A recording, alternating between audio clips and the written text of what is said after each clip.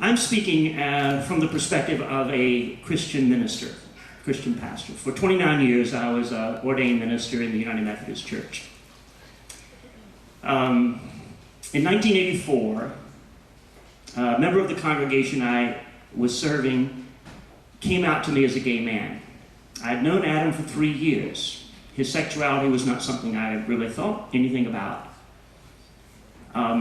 I had grown up in eastern North Carolina in a heterosexist culture, which is the culture we all live in.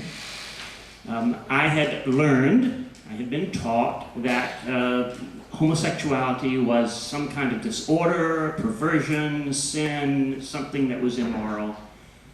I had never known anyone who self-identified as lesbian or gay or bisexual until Adam came into my office and came out to me.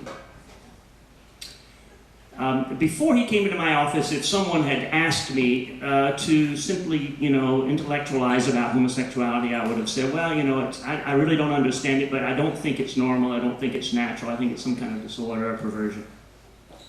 When Adam left my office, all of the negative stereotypes that I had in my mind and heart had been shattered. Not by any theological argument that he made, not because he sat down and opened the Bible and said, okay, I want you to look at these passages and explain to me the passages often used to justify discrimination in a new way. What changed my mind and heart was his integrity, his dignity, his humanity.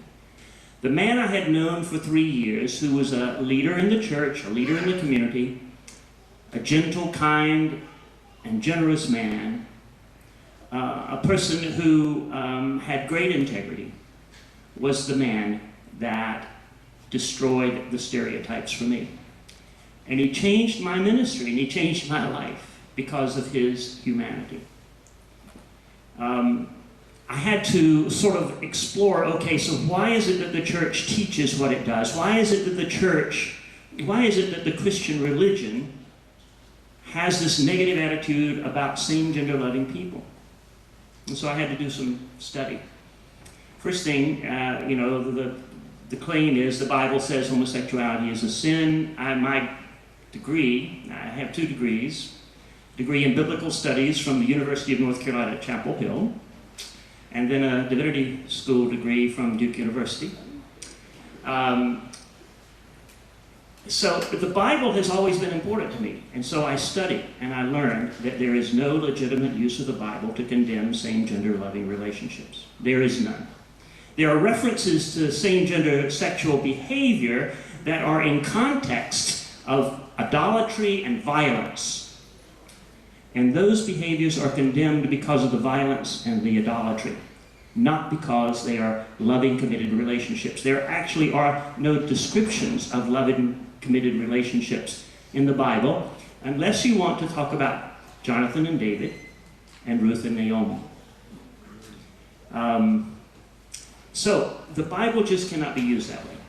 I did some study of human sexuality and learned that homosexuality is a normal, natural, and healthy aspect of the human personality. Sexual orientation is something we all have, whether it's same gender, both gender, or different gender orientations. They're normal, natural, and healthy. And theology, the church, the teachings of the church, just has not yet embraced those teachings, and they are wanting to continue to use the old perspective to do harm to lesbian, gay, bisexual, and transgender people.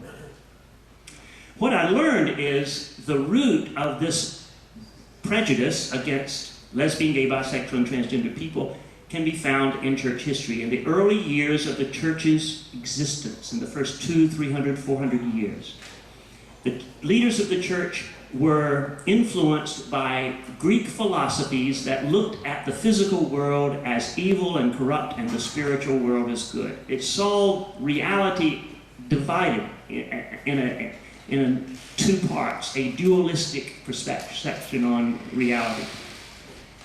And sexuality was associated with the physical world. And so it was considered to be sinful and evil.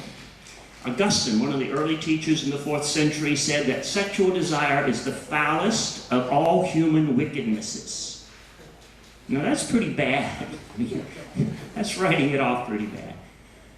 He said the only exception for it being okay, just okay, is for procreation. And even then, it's a sin if you enjoy it. Pleasure, sexual pleasure, is a sin. Some 900 years later, in the 13th century, 14th century, Thomas Aquinas wrote the Ethics for the Church. And he essentially codified this teaching that had been percolating in the church since the very beginning, and said that it's a sin if anyone has sex in such a way that procreation, the potential for procreation, is not present. And that impacted everyone, different gender-loving people and same gender-loving people.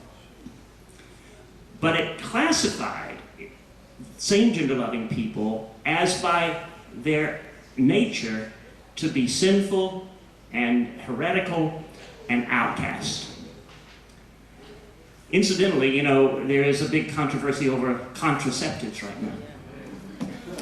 The same teaching is the source of this prohibition of contraception. The same time that Aquinas wrote this ethics, he included a prohibition on contraception, because to use contraception was to prevent procreation, and so therefore any sexual behavior, any sexual intimacy that did not have that potential was considered sinful, so contraception was forbidden from that point on. So not only are same-gender loving people, but women are the victims of this, this teaching from the 13th century, the time of Thomas Aquinas. Now, people began to treat same-gender loving people as sinners and criminals, and they began to be cruelly persecuted and executed by the church and by civil society. But not only was there this physical harm, there was also the spiritual harm. People growing up thinking that they are gay or lesbian think there is something wrong with them. I want to say to you that this marriage amendment is not about marriage. The purpose of this marriage amendment is not to protect marriage. It doesn't protect marriage. It denies marriage. And the reason for it is that people who still hold on to these old ideas that same-gender sexual relation or orientation is sinful and perverse and disordered are wanting to have that codified in the Constitution. It's not about marriage, it's about rejecting the integrity and dignity of same-gender loving people. In 2003, the U.S. Supreme Court ruled in Lawrence versus Texas that consensual, private sexual relationships between two people of the same gender was protected behavior. And that laws, state laws around the country, there were 13 states at the time, that criminalized same-gender sexual intimacy were unconstitutional. From that point on, people who wanted to say that same-gender loving people were somehow outside of the law, were to be rejected, were considered bad, were confronted with the fact that the U.S. Supreme Court had said that's not the case. That's not the case. And so what happened? Marriage became the tool to use against same-gender loving people. It's not because they want to protect marriage, it's because they use marriage by denying it to same-gender loving people against the integrity and dignity of same-gender loving people. Now, from a theological perspective, I believe that compassion and justice are the most noble expressions of any religion. And this amendment lacks compassion and is unjust. It is a malicious attack upon the integrity and dignity of lesbian, gay, bisexual, and transgender people, same gender-loving people. And it should not be seen as anything else. Anyone who claims this is about marriage is mistaken. And if we get into arguments or debates about marriage, we are missing the point. The point is the integrity and dignity of same gender-loving people and their committed relationships. After Adam came to me and came out to me, and I went through this period of study and journey and trying to understand the harm the church was doing and why it was doing it, it became clear to me that I couldn't just affirm Adam as an individual. I had to affirm his relationships as well. Because we do not live in isolation. We are not individuals. We are not people who simply live in little cocoons. We live in our relationships with one another. The other thing that informs my thinking is, through all my years of ministry, the thing that I most enjoyed was celebrating weddings. When two people who, through this mysterious process that nobody yet has clearly explained, when two people discover one another and discover something that they find in one another that they love and care for, and they want to spend their lives together, and they come together and they want to make a commitment, a public commitment, they want to be married. And they come to me, and the first thing I said to them is, always say, your marriage began when you made the commitment to each other in the privacy of your home, wherever you were. That's when your marriage began. Your marriage doesn't begin in a church or a magistrate's office. Your marriage doesn't begin when you have a piece of paper that says you're married. Your marriage begins when you make that commitment. It's a spiritual bond, a spiritual union.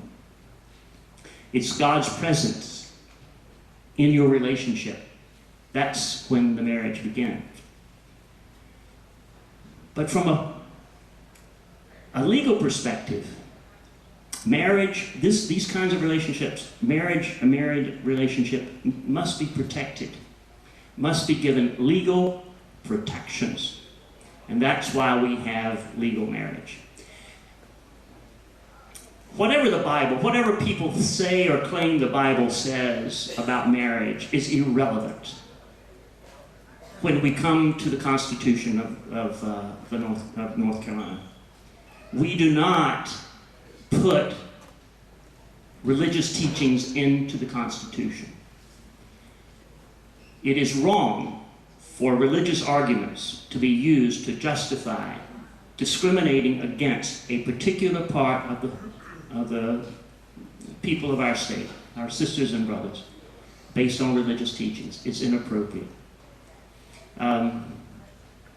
So, I encourage you, whenever you hear religious arguments being used, not to let them sway you.